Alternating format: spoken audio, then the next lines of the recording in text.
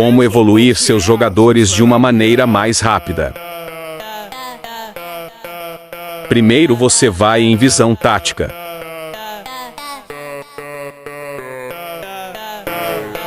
Depois em gestão de auxiliares.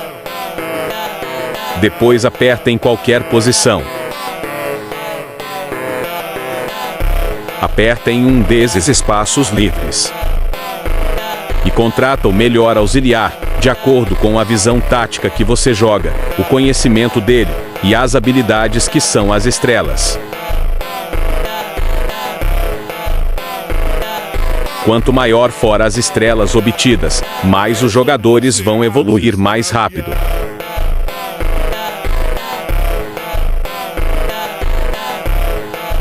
Como você pode ver aqui, os jogadores demoram bem menos para evoluir de acordo com as semanas.